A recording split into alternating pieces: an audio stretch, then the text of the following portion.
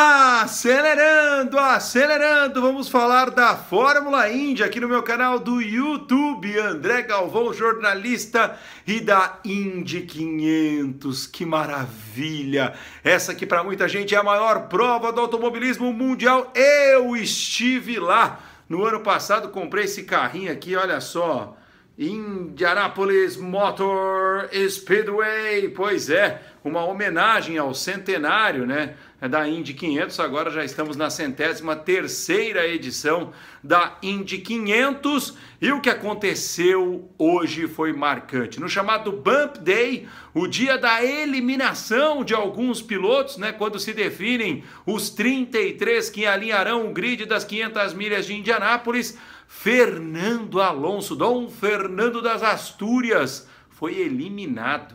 O que aconteceu?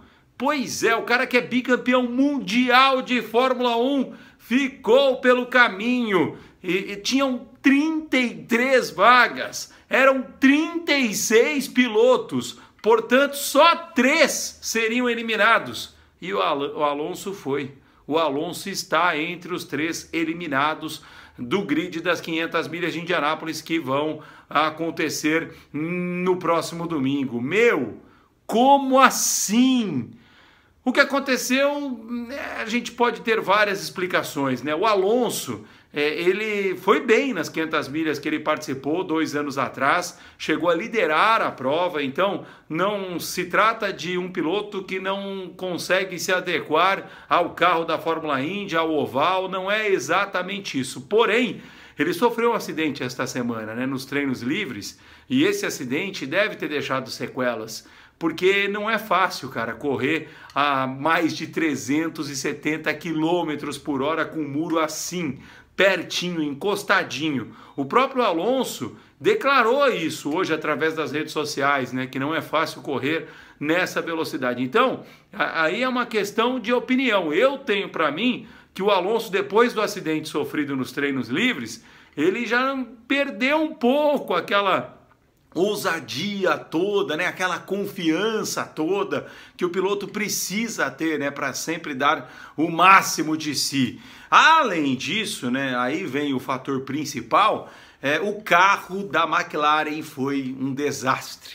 A McLaren fez parceria com a Carlin, uma das equipes que hoje estão fechando o grid da Fórmula Indy, e não à toa 4 pilotos tentaram se classificar para as 500 milhas de Indianápolis, 3 foram eliminados da Carlin, só um, né, resistiu, Charlie Kimball. Então, veja, a equipe também não ajudou, né? O carro não ajudou, e o Fernando Alonso ficou sem carro para se classificar para as 500 milhas de Indianápolis. Pior do que isso, ele perdeu, né, a sua classificação na última tentativa, né, do último piloto. Ele ficaria em 33º lugar, ficaria com a última posição no grid de largada, mas um piloto da Juncos Racing, o Kyle Kaiser, conseguiu a classificação em 33º lugar. Lembrando que o Kaiser também sofreu um acidente nos treinos livres, e o pior é que a equipe dele não tinha carro reserva para oferecê-lo, né?